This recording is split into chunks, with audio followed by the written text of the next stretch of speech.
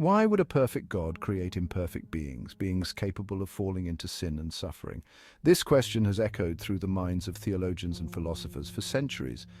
It is a question that strikes at the heart of our understanding of God, creation, and our place within the grand tapestry of existence. To grapple with this question, we must first acknowledge its profound significance. The existence of imperfection in a world supposedly created by a perfect being seems paradoxical, even contradictory. If God is all-powerful and all-good, why would he not create a world free from suffering, pain, and evil? This question is not merely an academic exercise, it touches upon the deepest yearnings of the human heart for meaning, purpose, and ultimately hope. The question of God's creation of imperfect beings is not an unreasonable one. In fact, it stems from a very logical and understandable place. If we, with our limited understanding and abilities, can conceive of a better world, why couldn't God, with his infinite wisdom and power, have created such a world?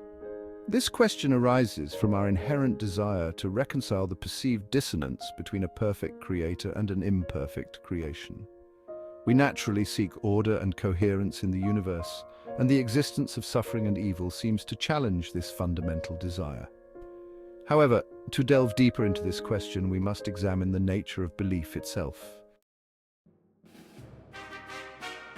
The Bible, in its wisdom, acknowledges both the rationality of belief and the seeming foolishness of it. The Apostle Paul famously declared that the message of the cross is foolishness to those who are perishing, but to us who are being saved, it is the power of God. This paradox lies at the heart of the Christian faith. To believe in a God who allows suffering while simultaneously proclaiming his goodness requires a leap of faith, a willingness to embrace a truth that seems illogical on the surface.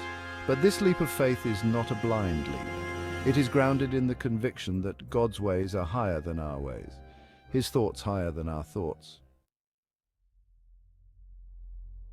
Section 4, the perfection of the Creator. Those who believe in God hold fast to the assertion that God is perfect. This perfection encompasses not only his infinite power and knowledge, but also his personality. God is not merely a distant, impersonal force. He is a loving Father who desires a relationship with his children. And like any loving parent, he grants his children the freedom to choose, even if those choices lead to pain and suffering. To understand God's perfection, we must move beyond a simplistic understanding of perfection as the absence of flaws. True perfection encompasses the ability to create beings capable of love, joy, and creativity, even if it means accepting the risk of their potential for wrongdoing. Section 5. Free will and its implications. The concept of free will is central to understanding why God would create imperfect beings. If God desired robots who blindly obeyed his every command, he could have created them.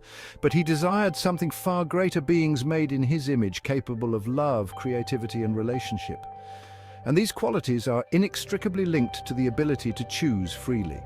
The freedom to choose necessarily entails the freedom to choose wrongly. To deny humans free will would be to deny them the very essence of their humanity. It is through our choices, both good and bad, that we learn, grow, and ultimately come to a deeper understanding of ourselves and our place in the universe. While the existence of imperfection in a perfect creation may seem paradoxical, it is through this paradox that we catch a glimpse of the boundless love and wisdom of the Creator.